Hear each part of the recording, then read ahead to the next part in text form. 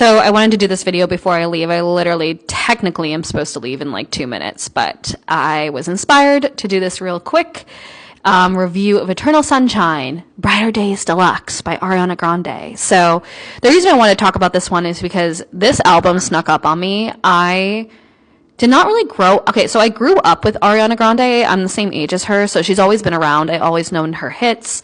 You know, I obviously really admire her vocal technique. She's an amazing I personally think she's the vocalist of our generation. But I don't know, I was kind of neutral about her. Like, I wasn't a fan. I didn't dislike her. I more was into like indie music, like rock music, like folk. Like, that was like a lot of what I listened to in college and stuff. And then once I started making my own music, I needed to like expand my horizons in terms of my own artistry and my own education. And so I started looking into pop music. And around the time of this exploration phase, I went to Wicked last year. And honestly, I went like a month late because I'm actually like a huge theater girly. I was drama club president in my high school. So I was kind of like, is this overhyped? Like, is Wicked really that good? And then one of my good friends was like, yes, it's that good. You need to go see it. And she's also a theater girly. So I was like, all right, fine, I'll go see it.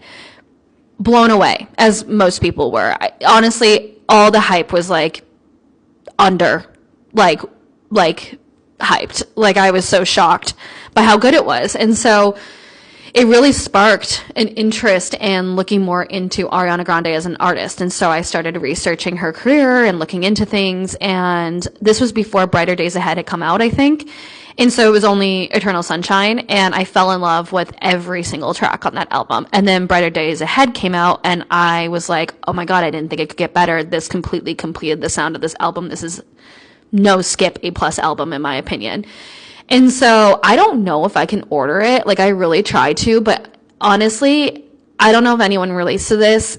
Sometimes my number one stays my number one, but sometimes it really just depends on what I'm going on in my life, you know, what I'm trying to do. I use a lot of this album as vocal practice personally, so that also kind of sways me one way or another, because there's certain songs that I enjoy singing more than like just like passively listening to. But I will say, as an overall album, I love the sound of this album. I love the concept of this album. I love the vocals of this album. I love even the lyrics, which she's not really known for. You know, she's not really known for strong lyrics. It's just kind of like, she's just, you know, it's just pop music, you know, it's just, you know, fun and everything else. But this had like more depth to it. It definitely felt like someone who like went through their pop phase, you know, as a pop star, and is now in their early 30s going through life. And this was their reflection of a really tough time. Like, it really felt like I really saw her as a person. And, as someone who's around her age, like, I think it's just something that I relate to more listening to this album. I think one of my favorite things that I've noticed kind of shift in pop music, this is just like what I've noticed, and people can, you know, agree or disagree, is that I think the sound and production has become very spaced out. And so an example of this, and I'm not here to talk about Life of a Showgirl, but I'm going to use this as an example. A lot of people were expecting that album to be like almost like a continuation of 1989. I personally think like the expectation was like a continuation of 1989 meets Reputation with lyrics like Folklore. And I wasn't a huge fan of that album, but I'm not going to talk about that here. But something that I remember experiencing from the first track, Fate of Ophelia, is that it was like, this sounds a lot different than I thought. It's got like a 70s vibe. Like, it's kind of like groovy. Like, I wasn't expecting that. And I just like, I've noticed in a lot of pop music, like, it's taken more of like a minimalistic versus a maximalism to the sound. And as someone who's like, feels like been through like a lot in the last like few years, it's nice on my nervous system to just not like be bombarded with so much noise. And so this album does such a beautiful job of just like creating like a landscape of sound that's just like flowy and starry and just soft, and it just allows you to flow with the music. Now, what's so beautiful about it is that Ariana Grande has an amazing voice. I don't know if taking that approach with Taylor's album was good. I don't know. She's not really known for her vocals, but when you choose to do that in production, I feel like it really highlights like a person's vocal technique. And so I just feel like it showcased her mature sound and like in a very unique way. And then there was some, like, I don't know any specific lyrics off the top of my head, but there were certain songs like Hempstead that just, I remember like looking through the lyrics and I was like, wow, that cut deep. I think there's like one about like, I don't know, like you think I'm like something about like the book that like I'm still writing. Like you think like you've read the book that I'm like, you read me like a book that I'm still writing or something.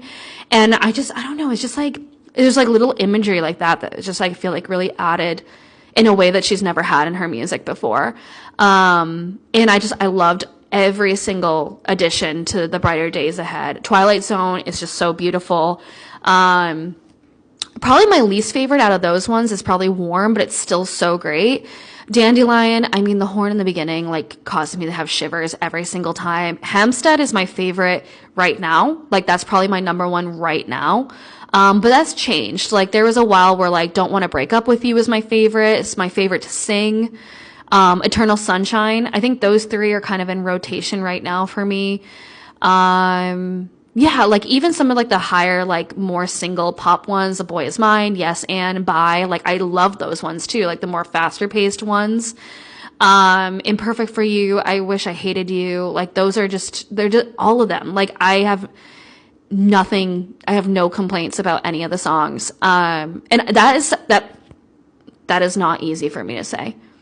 I am very picky. Like, I have always a nice thing to say, but I usually always have a critique, and I don't think I have a critique for this. So, I mean, come at me in the comments. Like, honestly, like, if you have a critique about this album, I'd love to hear your impression of it.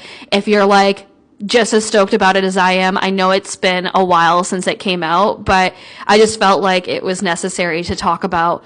I'm trying to listen more to Supernatural. I do like that track. It just hasn't been one of the ones that I've, like, really locked in on, but I found out Hayley Williams loves that one, so like now I'm a little biased. But the one last thing that I'll say is I love this concept of like Eternal Sunshine. Eternal Sunshine of Spotless Minds is one of my favorite indie movies. I love that she took a concept and like made it like apply to her life. It just felt like she was able to be, so with my own music, I kind of do something similar. I kind of use mythic and like characters and stuff to be able to tell a story through it, so that I'm not the center point. It allows me to be more vulnerable. And I feel like because she took that approach, that's exactly what she was able to do with this album, and I just loved it. I love the concept of Saturn returns. If you're an astrology girly, you know what a Saturn return is. It's a huge transformational time, you know, right in your late 20s, you know, early 30s, where like everything gets kind of uprooted and changed. And I remember when I went through mine, and it was life-changing in such a positive way for me. And so it's just really cool that she kind of like took that approach and like talked about like that as like, and just made this like feel very, it just felt very cozy, even though it was very raw, and there was a lot of like pain involved with it too. You could tell she was like had been processing and grieving her divorce and everything else. So yeah, if you have any other thoughts, leave some thoughts in the comments, but that is my take. Now I am running a little behind, so I'm going to go. But yeah, I really hope that she wins at the Grammys this year. I know that they submitted for her music video, the Brighter Days, like, video. I actually, between you guys, like, I have not watched it yet, but I probably will soon. I don't know. I feel like I was saving it for, like, a rainy day. Like, I haven't quite gotten to it yet. So, all right, thanks.